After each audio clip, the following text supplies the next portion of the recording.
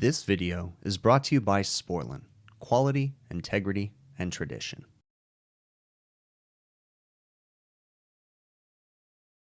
A walk-in freezer that is not working today. We come up into here. It's cold in here, but the ice cream is clearly liquid. It is a milkshake material, so we need to get up into here. This does have the Heatcraft QRC controller, so we need to get up into here and we'll figure out what's going on. All right, we got this guy opened up and it looks like we are in service mode, which is interesting. We should be able to, if you come to the manual right here, I've got the PDF pulled up. If you hit force service, pressing this button twice will cause the system to pump down. This will remain off until the clear button is pressed, while the force service will show SCR. So, theoretically, we should be able to hit clear. Oh, and it goes right back into service mode. That's not good. That's not good at all. The other thing that I'm noticing is look at this board. Look at all the terminals. There's a massive amount of corrosion. It's actually covered in what looks to be grease. This restaurant's really bad. Yeah, there's grease everywhere. This thing is like corroded from the grease. Look at that. It's completely deteriorating the board. That's not good. Let's try to power cycle it.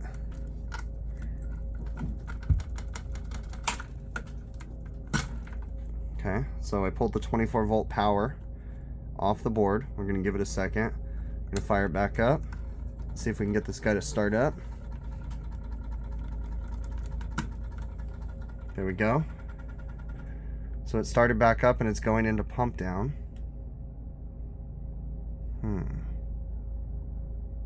Or it's in pump down.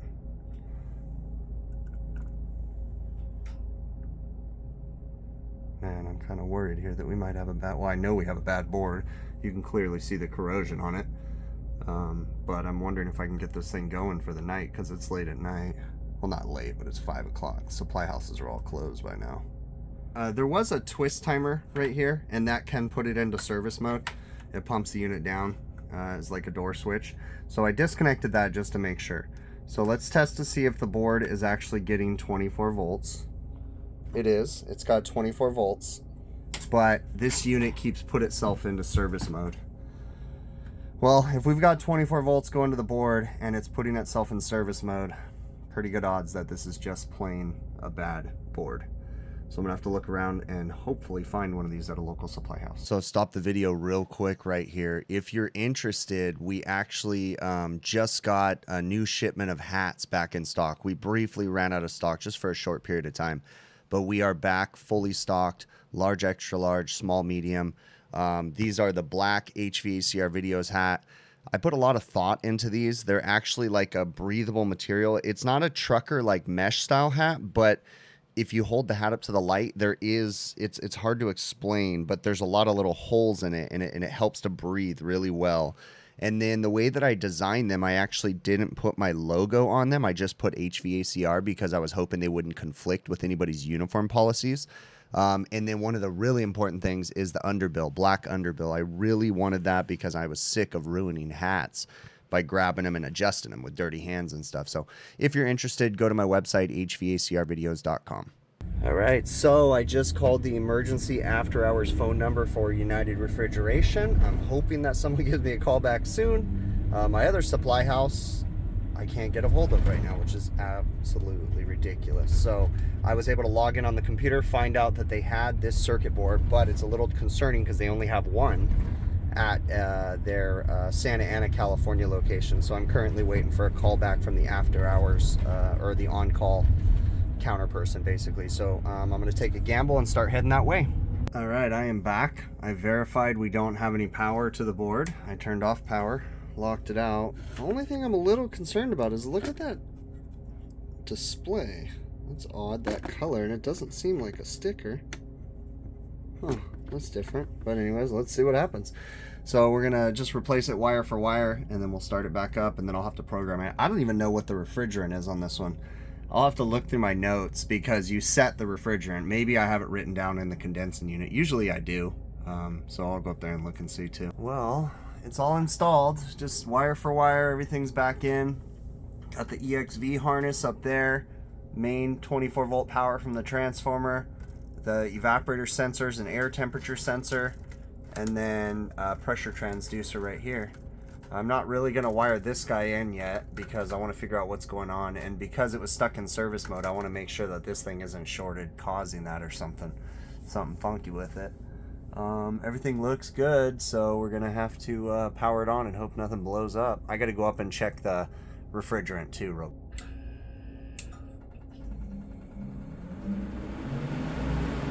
Alright, well, it seems to be running, so we're going to go through the program. Let's see, we put it into service mode.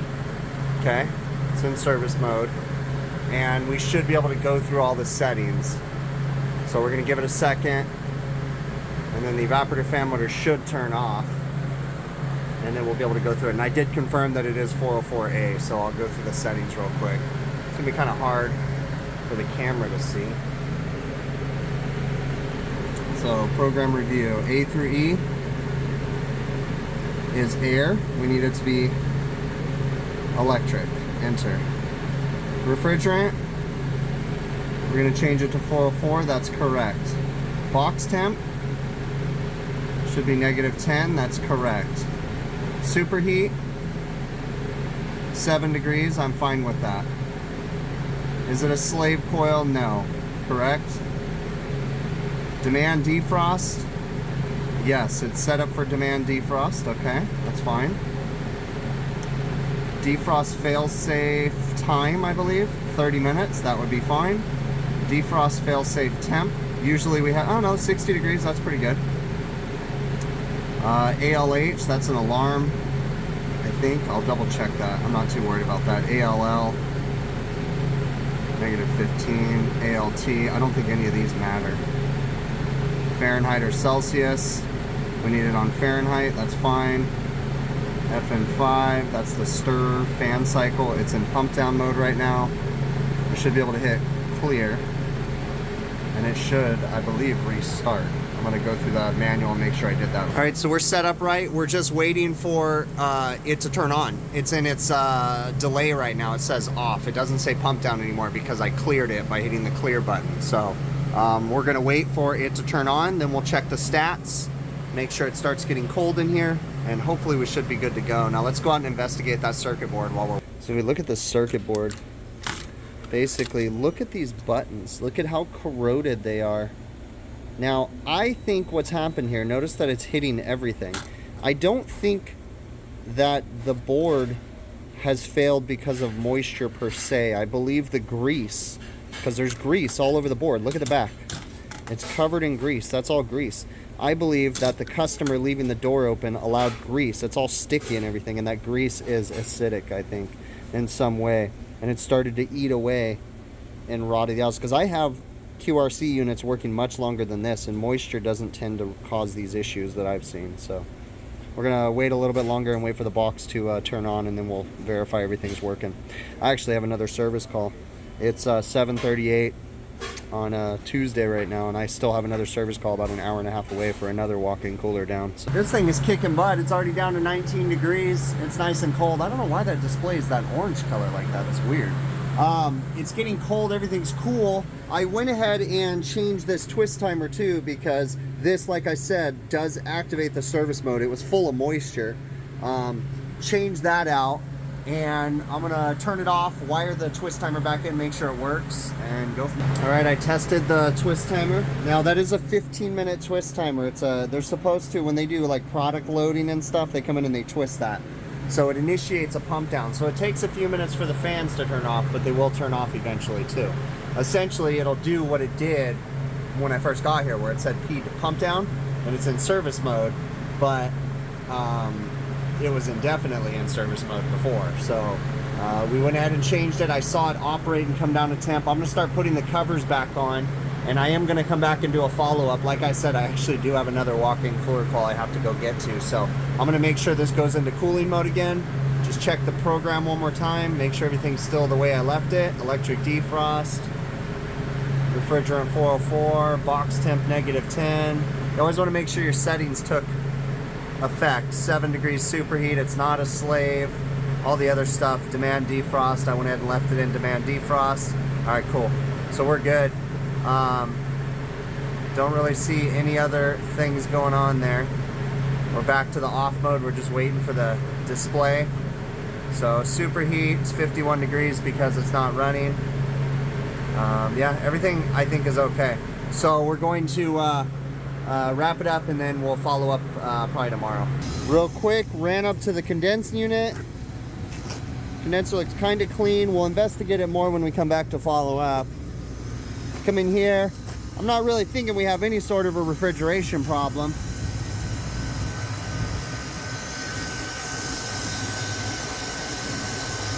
Sight glass is clear.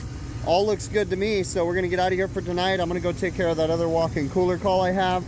And like I said, I'll be following up, investigating a little bit further, making sure you know, everything's still working right and stuff, and I'll test the heaters and all that fancy stuff. So further evidence shows you, look at all the calcium buildup around these hinges, right? And then there's buildup right here, and there's buildup all over this too. So is there water dripping down? Well, no, there's no water sources up here. And what it is this door, whether or not, yeah, see the door has got bad door closure.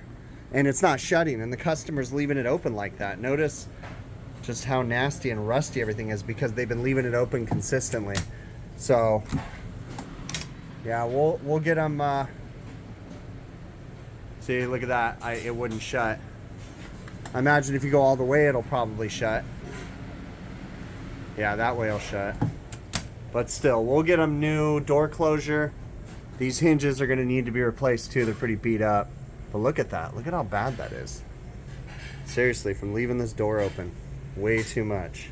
But yeah, everything, it's like 20 degrees in here right now. It's cooling, so that's it for tonight. All right, I'm back. It's the next day. Customer says the walk-in's working good, but I was a little scared because I walked in and it's in service mode again. But the ice cream is hard, so it refroze, which isn't good. But what I actually found, it's in twist timer mode, so they were actually doing what they were supposed to be doing. So once I did that, it's going to start up. And why isn't this motor starting? Oh, that's odd. Do we have a motor going bad? That was a little weird. Let's see if I can get it to do it again. Huh. Well, no, I'm not going to get to do it again. So we just need to wait for it to come out of pump down. You can probably force it out. And then we're just going to check the heaters and everything. I already got the covers pulled off. We'll check to make sure the defrost heaters are all working. I want to test the defrost on this guy. So we're going to force it into defrost by hitting force defrost. Evaporator fan motor's turned off. Defrost heater should have turned on. All the control is in these relays. You've got heaters and you have evaporator fan motors on one side, and then your EXV and all that stuff. So what I'm noticing is this whole coil has a bunch of, you could tell it's been deteriorating because of the moisture and everything. It's really interesting. I'll take you over to this other side and show you just the discoloration of everything. And it's honestly, in my opinion, this whole box, there's grease everywhere. So the grease is just wreaking havoc on everything. But just look at the discoloration on the aluminum terminals and stuff. That's all from like moisture and stuff. It's very interesting. So I'm gonna get on here and test current on all these heaters real quick. So there's 4 total heaters on this guy. 1.62 on one of them. Let's see, and then I just gotta get into here. I'll have to play around and get to the other ones, but we want to see current on every single heater. 1.6 on another, so that's 2 of them. Those 2 were the drain pan heaters. Now we're getting to the coil heaters, so 3.18, so that's 3. And then the last one, 3.16. Something to remember is that, you know, you need to make sure you have it in the right place on your amp clamp. If you move it around, it's gonna change, right? So most meter manufacturers are gonna tell you that they want you to measure, you know, at the end of the clamp or in the middle of the clamp, you know, wherever. But notice that we are going to see a current change as we move it around, okay? It may be minimal, it may be a lot. You just want to know the limitations of your meter and how it works, okay? I am looking good here. We saw voltages yesterday. Voltages were all good. Proper voltages was being delivered. You always want to make sure that your transformer right there is tapped right. This is a 208 volt transformer, so it's 208 to 24. It can be 240 to 24, right? And if it's not tapped right, then the board's going to get improper voltage, especially where I'm at in Southern California, where we'll have voltage drops in the summertime when it gets really hot outside and the demand goes up. We'll see the voltage drop down. So if you have the transformer tapped wrong, for instance on 240 volt, it may survive when you're getting 210 volts or something, but then as it heats up and as the voltages drop, you're going to start to see that 240 volt transformer being delivered, 206, 200 volts, 199 volts, and it's not going to give the right low voltage output, and that's going to mess with the board. So you need to be 100% sure that your transformers are tapped correctly. All right, we're done with defrost. I'm going to hit clear, okay, and it should go into, we should be able to clear the defrost. Let me see if I can remember. I can't remember if it's reset time. No, there we go. Yeah. So we cleared the defrost. It's in the drain mode right now. And it's going to take a second. It's going to drip all the water off. Then it'll start the evaporator fan motors back up. We're going to run up onto the roof and check the refrigeration cycle again just to make sure. So I talked to the customer about the evaporator fan motor that started slow. They said that they just want to leave it be because it's working right now. So it is what it is. The sight glass is still clear. Don't see any other issues here. We can clearly see through the condenser. So I thought it was dirty last night, but it's not. All is well up here, so we are going to wrap this one up and tell them to keep an eye on it. It can get frustrating in the video. First off, I want to address the supply house thing. I was trying to reach out to my local supply house that I normally use all the time. United Refrigeration, I don't necessarily always use. There's another one, but I'm starting to get pretty frustrated because that other particular supply house, their on-call thing is a nightmare. Each store has its own phone number. There's not a general 800 number that you call. And I didn't have those phone numbers, and then you go to the website and there's nothing listed on who to call. So I had to drive basically 35, 40 miles away from where I was to go find another supply house. And I know that maybe those of you in the Midwest and some of the more rural parts, that's something normal for you. But here in Southern California, we're metropolis. I mean, we have stuff everywhere. And I have a supply house within 5 to 10 miles for the most part of most of the locations that I'm working at. So it was a bit frustrating that I had to drive the opposite direction in traffic because my normal supply house, I didn't have their phone number. It's just a whole thing. But United Refrigeration came in clutch, so they get some free advertisement. Good for them. I was pretty irritated that day. So, anyways, so walking into this call, I have never had to change a circuit board on one of these QRCs or the intelligent units. Okay, I've never had a circuit board fail. Cross my fingers. I didn't know the process or the procedure to diagnose a board, but using basic logic. Okay, the board runs off 24 volts. I've got 24 volts. It was in service mode. I read the instructions. It says, service mode can be initiated 2 ways. And when you push and release the clear button, service goes away, but then it immediately came back. It was pretty logical that we had a bad board. I mean, it wasn't that difficult to diagnose. And then once I replaced it, boom, system was back on and running. So customer was happy. They decided not to change that other evaporator fan motor for now. Hey, I give them the information, Everything else seemed to be good. So all was well. I really appreciate you all making it to the end of the video as usual. Please, did a little commercial in this one, but check out my website, hvacrvideos.com. Great way to help support the channel. You can get some merchandise, hats, beanies, sweaters, shirts, all that good stuff. Women's shirts too. So check it out. Again, I really appreciate you, and we will catch you on the next one, okay?